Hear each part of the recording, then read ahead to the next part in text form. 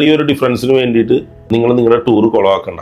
Thailand trip 45,000 പല സ്ഥലത്തും കിട്ടുന്നുണ്ടല്ലോ. പിന്നെ നിങ്ങളുടെ ട്രിപ്പിന് മാത്രം എന്താണ് 60,000 മുകളിൽ കോസ്റ്റ്. തായ്ലൻഡ് ട്രിപ്പിൽ ഞങ്ങളുടെ കോസ്റ്റ് എന്തുകൊണ്ടാണ് 60,000 മുകളിൽ വന്നതെന്ന് വെച്ചാൽ ഫസ്റ്റത്തെ പാർട്ട് അതിന്റെ അക്കോമഡേഷൻ ആണ്. ഞങ്ങൾ ക്വാളിറ്റി കുറച്ചിട്ട് ഒരു ട്രിപ്പ് ഞങ്ങൾ ചെയ്യാറില്ല. പിന്നെ കസ്റ്റമർ നിർബന്ധം പറയുകയാണെങ്കിൽ ഞങ്ങൾക്ക് ഇത്രയും ക്വാളിറ്റിയിലുള്ള സർവീസ് മതി എന്ന് പറഞ്ഞാൽ 35,000 40,000 ഒക്കെ നമുക്ക് സെല് ചെയ്യാൻ പറ്റും. പക്ഷേ ഒരു കാര്യം നിങ്ങൾ മനസ്സിലാക്കേണ്ടത്, ഞങ്ങൾ 4 സ്റ്റാർ എന്ന് പറഞ്ഞ് തരുന്ന ഒരു ഹോട്ടൽ അവിടെ ചെല്ലുമ്പോൾ 4 സ്റ്റാർ ഫെസിലിറ്റി തന്നെ നിങ്ങൾക്ക് കിട്ടും. ഒബിയസ്ലി അതിന് ഇത്തിരി കോസ്റ്റ് കൂടുതലായിരിക്കും. രണ്ടാമത്തെ കേസ് ഫുഡാണ്. തായ്ലൻഡ് പോലെയുള്ള സ്ഥലത്ത് ബഫേ ഫുഡ് നമുക്ക് കുറഞ്ഞത് 100 ബാത്ത് തുടങ്ങി അവിടെ സ്റ്റാർട്ട് ചെയ്യുന്നുണ്ട്. പക്ഷെ ഞങ്ങൾ പ്രൊവൈഡ് ചെയ്യുന്നത് മിനിമം 350 ബാത്തെങ്കിലും സ്പെൻഡ് വരുന്ന ഫുഡാണ് നമ്മൾ പ്രൊവൈഡ് ചെയ്യുന്നത്. പലപ്പോഴും നമ്മൾ 4 സ്റ്റാർ ഹോട്ടൽസിൽ, അവിടുത്തെ ഏറ്റവും റേറ്റിംഗ് ഉള്ള റെസ്റ്റോറൻറ്റ്സിൽ ഇതൊക്കെയാണ് നമ്മൾ ഫുഡ് പ്രൊവൈഡ് ചെയ്യുന്നത്. നമ്മൾ 2 നോൺ വെജ് എങ്കിൽ മിനിമം ഇൻക്ലൂഡ് ചെയ്യാറുണ്ട്. തായ് ഫുഡ്, ഒരു തായ് സെറ്റ് മെനു നമ്മൾ പ്രൊവൈഡ് ചെയ്യാറുണ്ട്. ഫിഷ് ഐറ്റംസും പ്രോൺസും എല്ലാം ഇൻക്ലൂഡ് ചെയ്തിട്ടുള്ള വളരെ ഡിലീഷ്യസ് ആയിട്ടുള്ള ഒരു ഫുഡാണ് നമ്മൾ പ്രൊവൈഡ് ചെയ്യുന്നത്. അപ്പൊ അതുകൊണ്ട് തന്നെ നമുക്ക് ഉറപ്പായിട്ട് നമുക്ക് അതിനകത്ത് കോസ്റ്റ് ഡിഫറൻസ് ഉണ്ടാവും. പിന്നെ നമ്മൾ പ്രൊവൈഡ് ചെയ്യുന്ന ഐറ്റിനറിയിലെ ഡിഫറൻസ് ആണ് ഡിന്നർ ക്രൂയിസിൽ ഇന്റർനാഷണൽ ഡിന്നർ നമ്മൾ അറേഞ്ച് ചെയ്യാറ്. അപ്പൊ ഇങ്ങനെയൊക്കെ അറേഞ്ച് ചെയ്യുമ്പോൾ ഇത്രയും നല്ല ക്വാളിറ്റിയുള്ള ഹോട്ടൽസ് കൊടുക്കുമ്പോൾ, ക്വാളിറ്റിയുള്ള സർവീസസ് കൊടുക്കുമ്പോൾ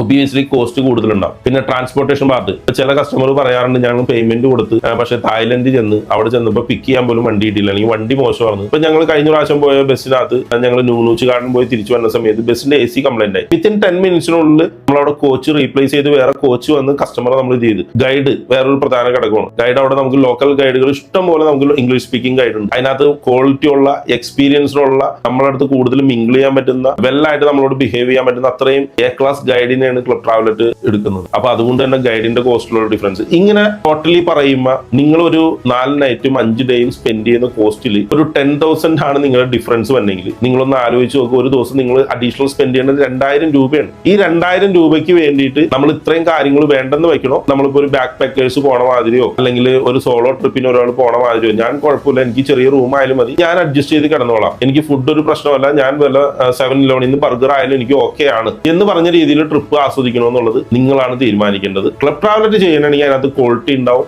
നമ്മൾ ആ ഒരു മോട്ടോണ് നമ്മൾ കീപ്പ് ചെയ്യുന്നത്. ഞങ്ങളുടെ ഇതേവരെ വന്ന തായ്ലൻഡ് ട്രിപ്പിൽ നിങ്ങൾക്ക് ഒരു 500-600 പേരുടെ നമ്പറുകൾ നമുക്ക് തരാൻ പറ്റും. നിങ്ങൾ അവരെ വിളിച്ച് സംസാരിക്കുക, എത്രത്തോളം പ്രോപ്പർ ആയിട്ടാണ് നമ്മൾ ആ ട്രിപ്പ് കണ്ടക്ട് ചെയ്യണേന്ന് നിങ്ങൾ അവരുടെ അടുത്ത് ചോദിച്ചു നോക്കുക. ഞാനൊരു കാര്യം പറയാം, നിങ്ങൾ എൻജോയ് ചെയ്യാവുന്ന ഏറ്റവും ക്വാളിറ്റി ഉള്ള സ്ഥലത്ത് നിങ്ങൾ വന്ന് ടൂർ പോവുക. അത് ഏറ്റവും മിനിമൽ കോസ്റ്റിൽ നിങ്ങൾക്ക് പോകാവുന്ന സാഹചര്യം ക്ലബ് ട്രാവലറ്റ് ഒരുക്കിയിട്ടുണ്ട്. Thank you.